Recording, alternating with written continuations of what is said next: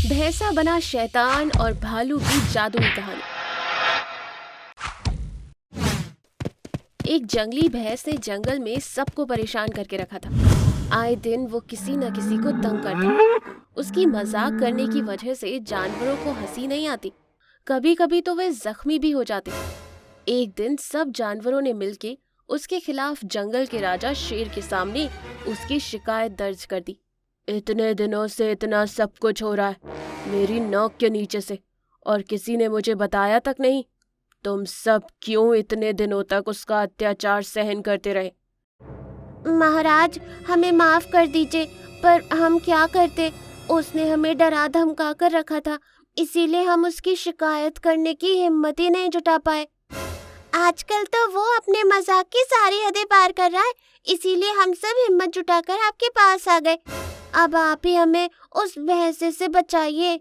भैंसे की हरकतों के बारे में जानवर शेर आग बबूला हो उठा और उसने तुरंत उसे जंगल से बाहर निकाल दिया।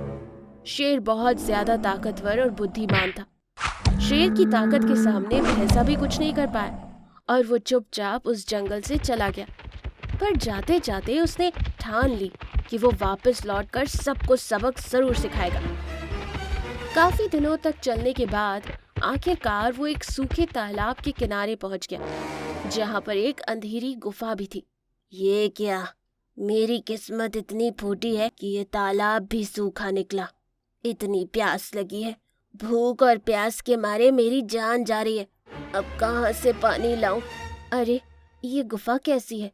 चलकर देखना चाहिए, शायद यहाँ कुछ खाने पीने के लिए मिल जाए। भैंसा बिना सोचे समझे उस अंधेरी गुफा में चला गया।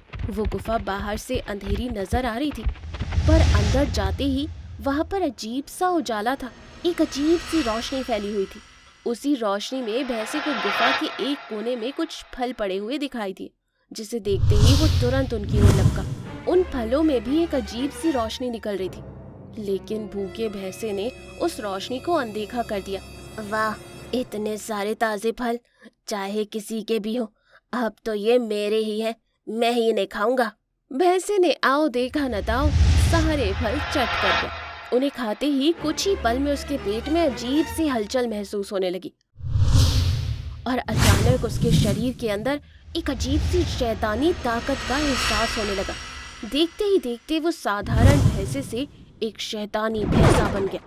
भैंसा दिल से तो पहले ही शैतानी था, लेकिन अब उसका शरीर भी पूरी तरह से शैतानी हो चुका था। अपनी ताकतों का एहसास होते ही वो खुशी से हंसने लगा। हा हा हा हा हा, इसे कहते हैं किस्मत। शायद मेरे नसीब में ये शैतानी ताकत ही लिखी थी, इसीलिए मुझे जंगल से निकाला गया। लेकिन मैं अपने अपमान का बदला जरूर लूंगा। अब मैं उस शेर को भी हरा कर दिखाऊंगा। अब उस जंगल का कोई भी जानवर जिंदा नहीं बचेगा। मैं अकेले ही उस पर राज करूंगा। अपनी शैतानी सोच के साथ शैतानी भैंसा जंगल की ओर निकल पड़ा। वो इतना तेजी से आगे बढ़ रहा था कि 2 दिनों की दूरी उसने एक ही दिन में तय कर ली। जंगल में घुसते ही उसने सब जानवरों पर आतंक मचाना शुरू कर दिया। उसका ये रूप देखकर जानवर डर के मारे वहां से भाग गए।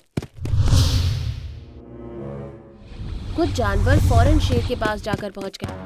महाराज, महाराज हमें बचाइए, वो भैंसा, वो शैतानी भैंसा बनकर वापस लौटा है और सब जानवरों को मार रहा है, आप कुछ कीजिए।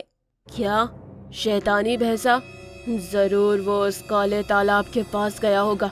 अब उसे तो मैं भी नहीं रोक पाऊंगा।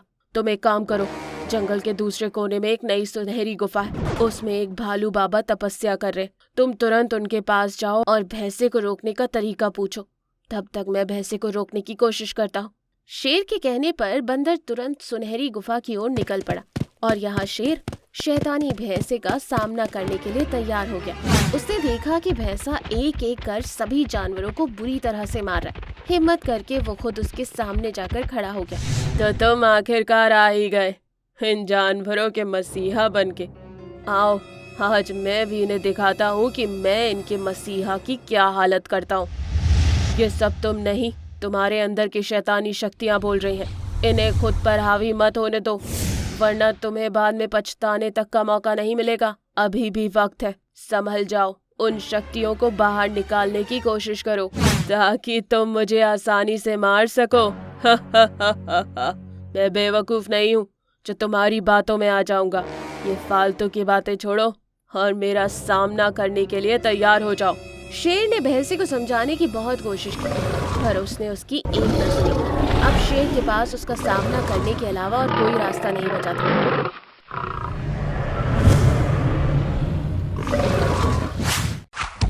तो वहीं दूसरी ओर बंदर सुनहरी गुफा के सामने जा पहुंचा और बड़ी हिम्मत करके उसने अंदर प्रवेश किया।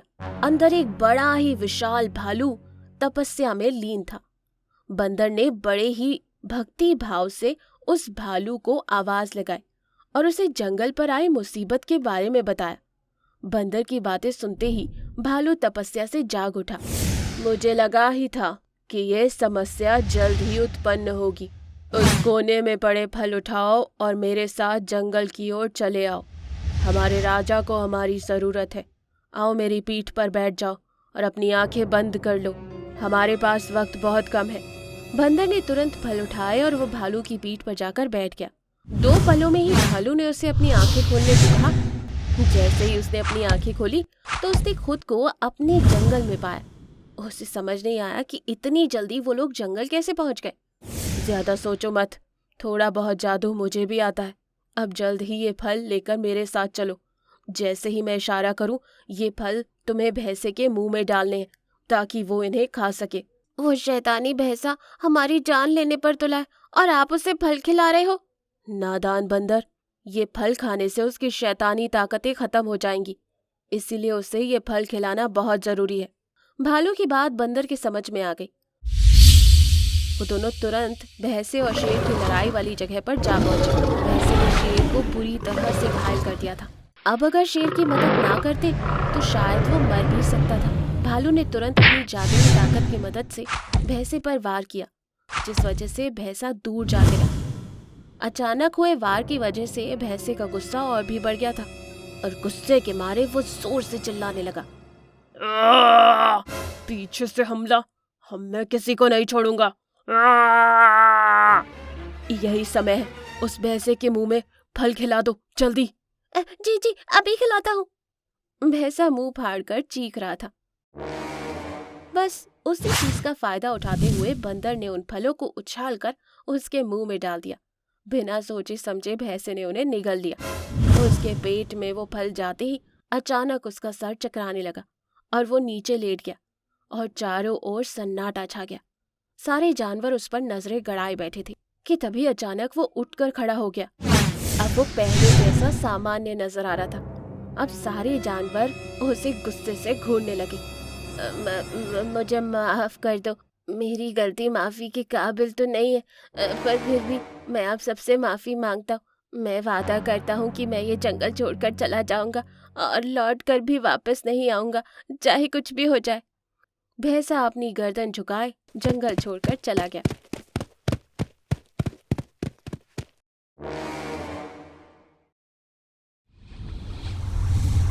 तभी शेर की नजर भालू पर गई और उसने सबकी ओर से उनका धन्यवाद किया और भविष्य में भी ऐसी मुसीबतों से जंगल को बचाने की विनती की। भालू भी शेर की विनती को मानकर वहां से अपने तरीके से गायब हो गया। दोस्तों, ये कहानी आपको कैसी लगी? अच्छी लगी ना? हमारे चैनल को सब्सक्राइब जरूर कीजिए ऐसी और मजेदार कहानियों के लिए। लाइक करो, कमेंट करो और शेयर करो। धन्यवाद।